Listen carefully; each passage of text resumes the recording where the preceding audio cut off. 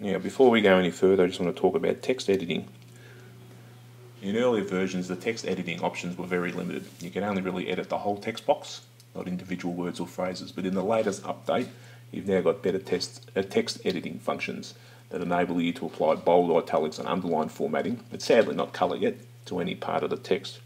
Now, to do that, you just select your text again, double tap, pick anything in your text. Let's just pick the word iBook, select it, and what you see now is your usual cut, copy and paste, but you've also got the bold, italic, underline option there, as well as link, which we'll talk about shortly.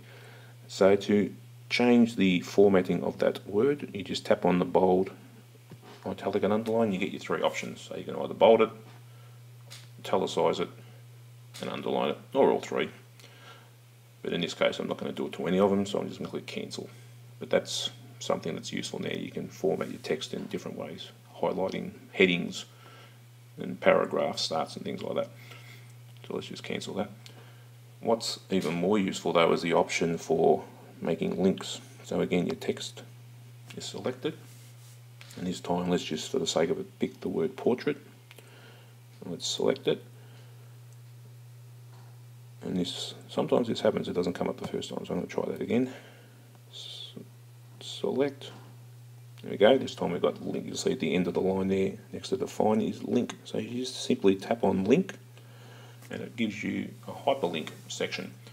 Now all you got to do here is either type in the web address if you want to link to a website, which will work in your iBook version of it, or you might want to type in the page number of a page that you want to direct this link to.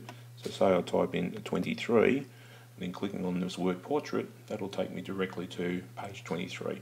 Now that might be a glossary or a contents page, so this is a good way to actually create a far more interactive book where you can switch from page to page without having to flick through them all.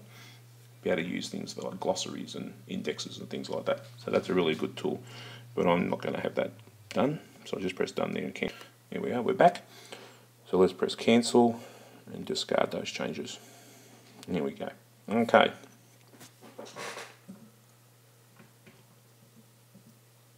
Now that's pretty much what is all you have to do in creating and editing in Book Creator. So now we're going to look at publishing. So all you have to do now is return to the book selection screen by tapping the My Books button in the top left hand corner. And then down the bottom you can tap on the plus icon at the bottom of the screen. And you can see the four options: new book, duplicate book, combine books, or copy from iTunes. Now what we're going to look at here is the newest of these options, which has just been added in the last update, which is combine books. This is an option now where you can put a whole lot of books all together into one larger book, which I see as a great feature for schools in the future, where you want to get your kids to work on different iPads, or the same iPads but at different times, and we combine all their books together to make one big book.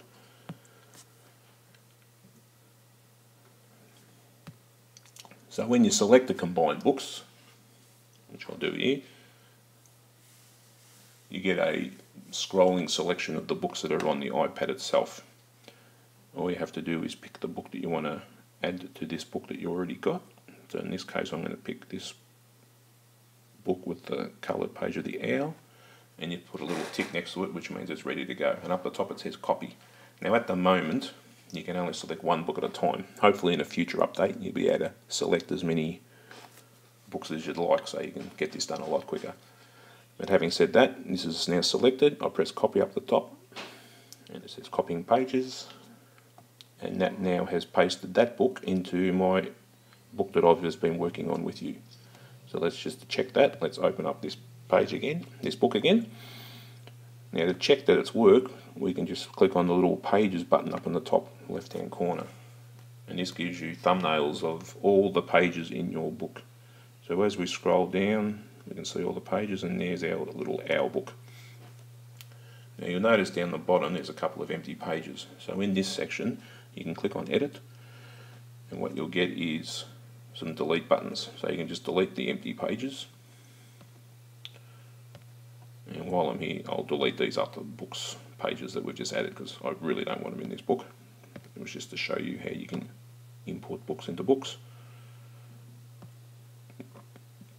Okay, there you go. Now the other option while we're in this page thumbnails view is that if you want to rearrange the pages in your book, you've just got to select the little 3-line icon on the right hand side here.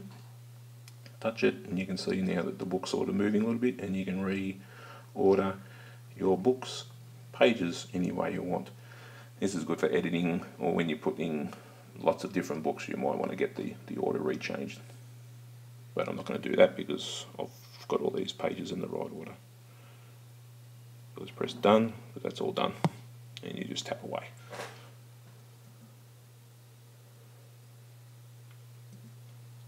Okay. Now we're ready to export and publish the book. Now there's two options. You can do it while you're actually in the editing stage, just by tapping the export button in the top right hand corner, and that brings up the open in functions.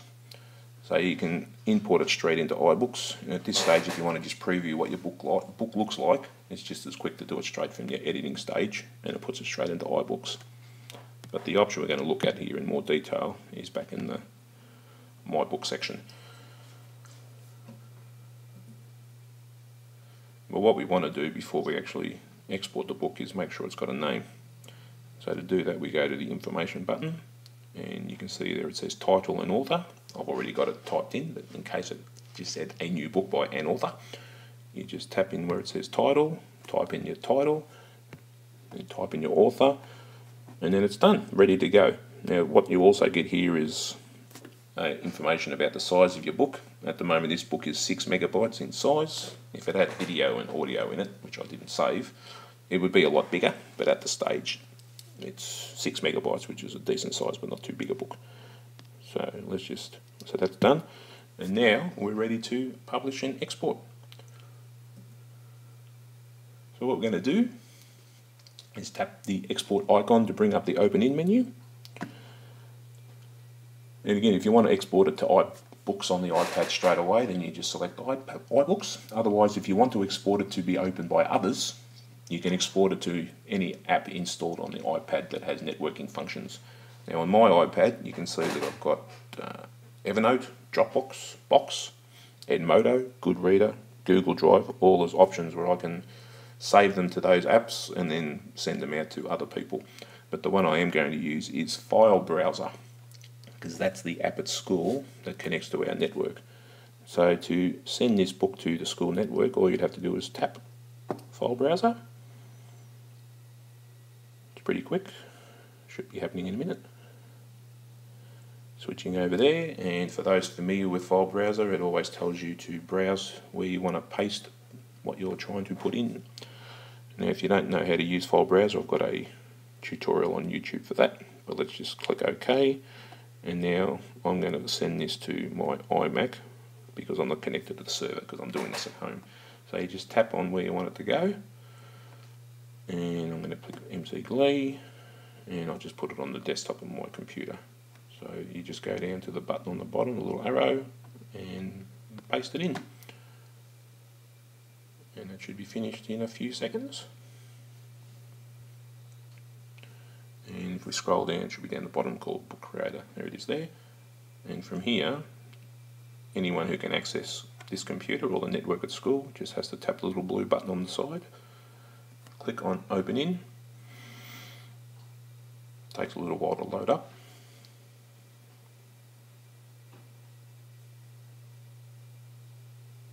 And then you can open it in iBooks, which we won't do. Well, we won't do now. Okay, let's just go back to Book Creator.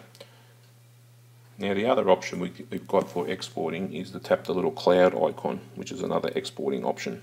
Now here you can either email your book, and you can email it as either an iBook or as a PDF. You can print it, although I'm not sure why you'd want to print an ebook. The whole point is to have it on a screen.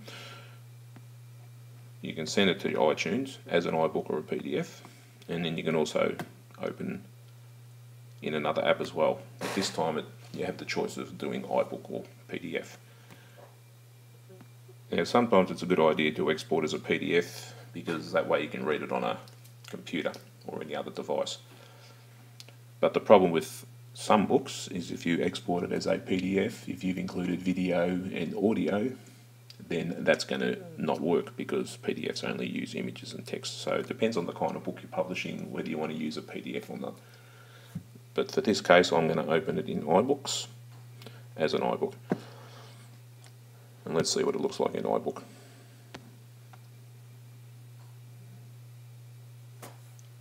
And as we select that, it should go over to iBooks, and our little book will appear on the shelf with all the other books that we've bought on iTunes in the bookstore. And there it is there, Book Creative iPad Tutorial. Let's see what it looks like. So it opens up as a normal book. Now there are some limitations to iBooks created by a book creator. Now if you rotate it to landscape, which it is at the moment, it appears as a 2-page spread to flick through, so that's fine. There you go, so it's just flicking through as a normal book. And if we rotate it to portrait, at the moment we still see it as 2 pages, but if you resize it, you can get it to full page. But unlike in normal iBooks, you sort of have to slide across before you can turn pages, and you sort of don't get a quite full screen appearance. You can see a little bit of the other page, but other than that it works fine and it's easy to navigate. Let's put it back into landscape. Yeah, sometimes though it really behaves more as a PDF than an iBook in iBooks. So for example, the table of contents, you get thumbnails instead of a list of pages like you get with professionally published books. And there's also no option for changing the font type or size or changing the themes like you get with normal iBooks, although you can adjust the brightness. Up the top here you got a little light icon, and you can make it a bit darker, so if you're reading it at night you don't want it being too glary. Disappointingly though, there's no option to highlight or notate words that are in your text. But nevertheless, unlike in PDFs and iBooks, it does retain the ability to select text to find definitions. So for example, if we go here and pick landscape, you've got the define option there, and you get your nice little definition popping up. That doesn't work in PDF, so this is using ebook behaviour here. And you can also search for text if you want to. Search for orientation, and it shows up all the pages that has orientation on it, and you can also bookmark the page so it comes back to the page that you want it on.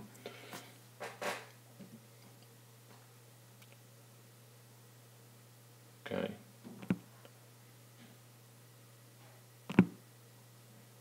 Now overall, for its ability to create ebooks with text, images, video, audio and hyperlinks with an interface that anyone from kindergarten age to adult age can use quite comfortably, Book Creator for iPad is a great example of a content creation app on the iPad. It is regularly updated with useful new features added each time. I recommend it highly. However,